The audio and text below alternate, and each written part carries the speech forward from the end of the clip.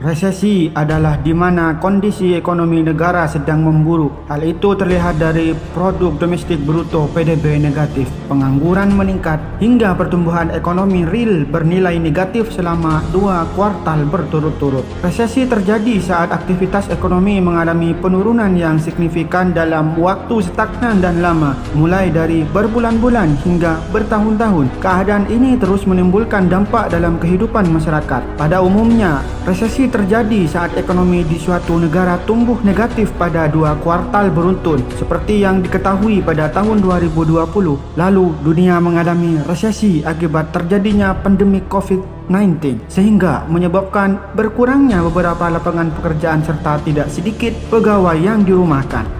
Lalu apa penyebab resesi? Yang pertama, guncangan ekonomi.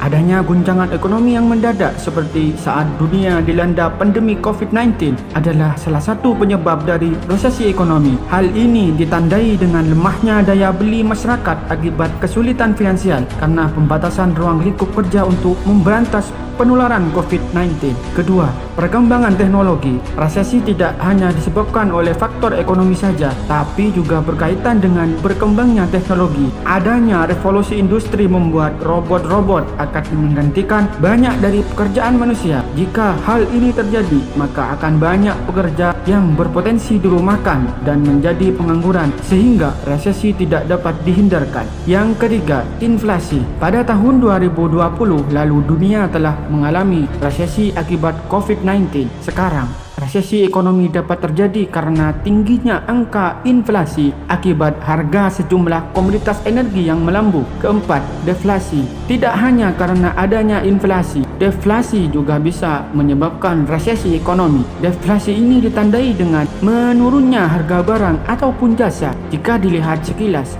deflasi dapat meningkatkan daya beli masyarakat karena kebutuhan komoditas energi berada dalam zona penurunan harga.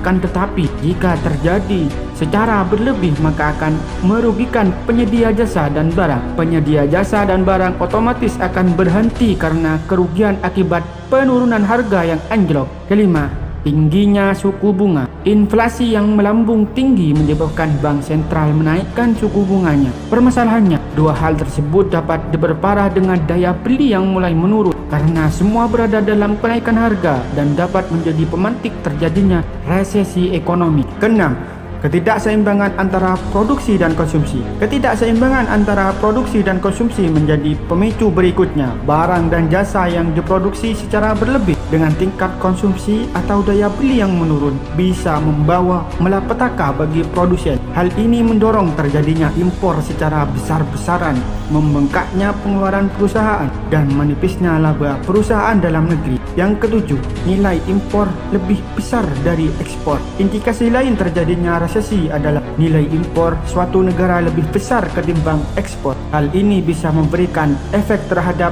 defisitnya anggaran negara dan terjadinya penurunan pendapatan nasional.